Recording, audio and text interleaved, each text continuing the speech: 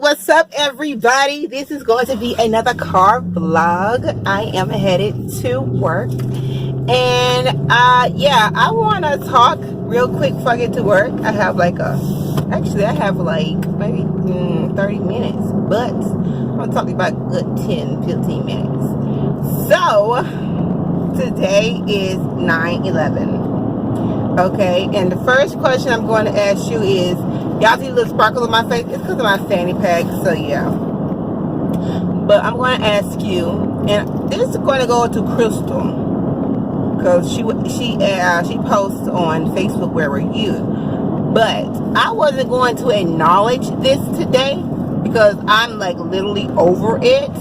It doesn't bother me anymore, so I guess that's why I can easily talk about it without getting sad or emotional. But I'm going to say this. Where were you on 9/11? Where were you? Okay? So go ahead and start this video off with a big thumbs up. Go ahead and subscribe and hit that bell to be notified if you have not already. Okay? Hit that notification bell. Ding ding. So as soon as I upload a video, or when I get ready to upload a video, or finna go live, you guys will know it first. So let's get right into the video. The question, like I just asked you guys, where were you? I'm gonna tell you where I was, and then we just gonna talk a little bit about whatever. Avis, was home because I got suspended for school for fighting. Okay, and about to fight also too. So it's like all that in one day. I'll fix to fight this guy named Jamal. If I'm not mistaken, his name was Jamal. And I got suspended. Like I said, you guys, I used to be a rough rider. I'm still is, but I've calmed down a lot. And back then, I was like, I wouldn't say hardcore, but like I was quick to fight within an instant. So I was in school, and I had to took off my shirt, walk to the other side of the classroom, ready to scrap like a dude. You know, I always felt like a dude. That's just because I don't know. I just always felt like a dude. Don't know why. I don't know what to do with a dude fight like, but I always felt like a boy. I never felt like a girl. I don't do that scratching. I don't do that hair pulling. I don't do none of that. You just want to catch these hands and just call it that. So I got suspended for doing that. And then the dean principal first statement, "Hey, was you a girl? You took your shirt off and this." I said we was going to fight. And then he showed me on camera. It was two, the lady principal and the guy principal. They both was fussing at me because they know I knew better, and they knew my parents and my grandparents. And they said, look at your ass, because they cussed me. Look at your ass on camera. Look. And then literally they showed me taking off my sweatshirt. It was a yellow sweatshirt, like a hoodie. They showing me you take it off my shirt and walking over. They said, you walked your ass way over there to where he was. And I said, but he said, it doesn't matter what he said. Avis, he did not touch you. It does not matter. My grandma even came to the school. She was like, Avis, that's not hurting me by they saying they calling me fat and this and this. I said, but they hurting me because they talking about somebody who I love to my heart. But I had to learn, words don't hurt nobody, baby. They gonna talk to the day you die. I had to learn that early. So I was suspended from school from that.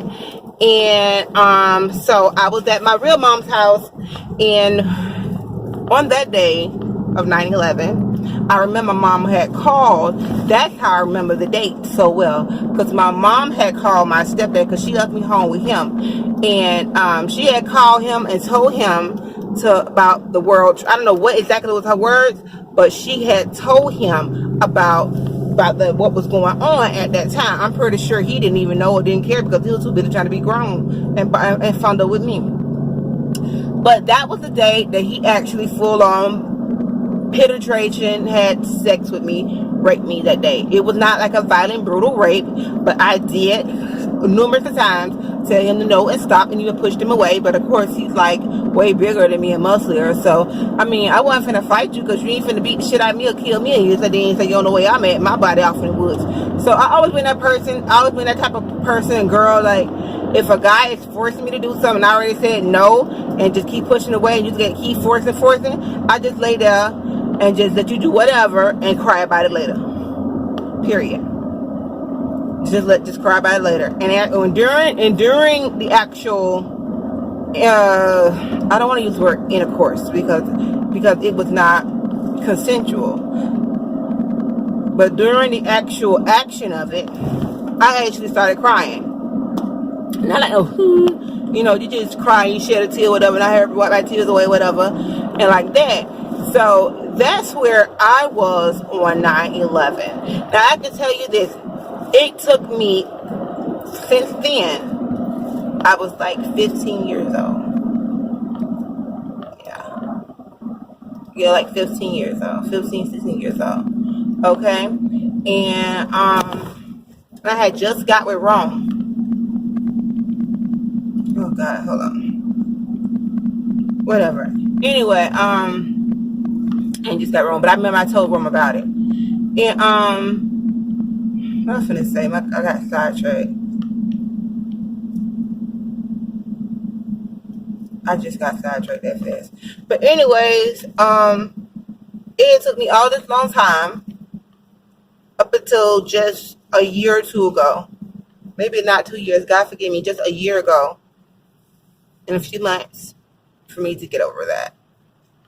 Because last year I actually went to counseling. Yeah, it didn't really too much, right? Because I always get open to talk about it. I mean, I never held it in. I never felt like ashamed about it, you know. And it has happened to me numerous times before in my life. But I have never been ashamed about it. I have never been quiet about it. I have never, like, whatever. I always talked about it very easily because I'm just open like that. Yes, I talked about it openly before in the past, and I cried, you know, because I was hurt, because not for what he did, but for what my real mom did. You know, I can see him and don't give two fucks about him, but I can see my real mom, and that would break me down, because I felt like you chose him over me. You should never choose somebody over your child. And that's how I felt for the longest. Like, I don't feel like that anymore, because I'm grown and I'm gonna give a fuck what she do with her life. If you want to be with somebody who fucked your daughter and raped her and molested your other daughter and all the kind of shit, and tried to damn near kill your son, try to attack him when he was down, but my brother whooped the shit out your ass, fine, that's what you want to do. But hey, that's not none of my business. You grown, I'm grown. That's what you want to do, you do it. I have no faults against you. I give zero fucks what you do with him. I don't care. Period. That's who you decide to lay down with at the end of the night, and makes you feel good. That's your business. You know, that's not none of my business. But my business is to try to mend what we have before she leave, before I leave. Because if I leave right now, my heart is clean. Because I told you what happened. I poured out my whole soul to you about the incident. All that. I feel free of it. And what I can see, when I saw him at the funeral, it didn't bother me. I rode with him in the limousine. It didn't bother me. Me standing by him didn't bother me. I didn't give a fuck. That's just you. You know what you did. You lie about it. That's okay with me.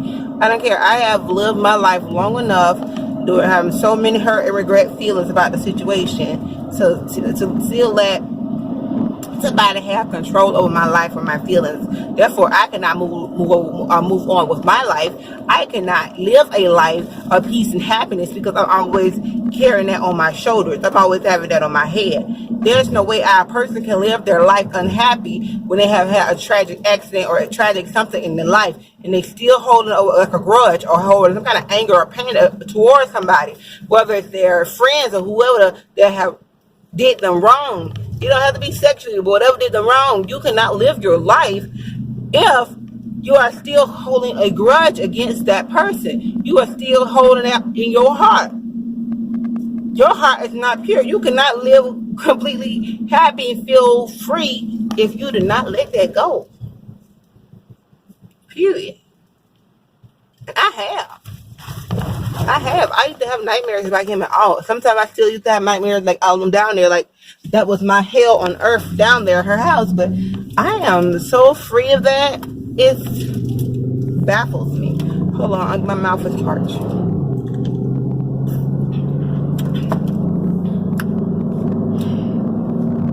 But yeah, I'm fine with it. I'm completely happy.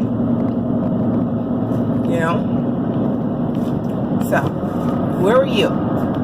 That's where I was. Now, I know some of you guys didn't actually know the date, but a lot of you probably did. But, that's where I was. Yeah. I'll see you later. Comment below.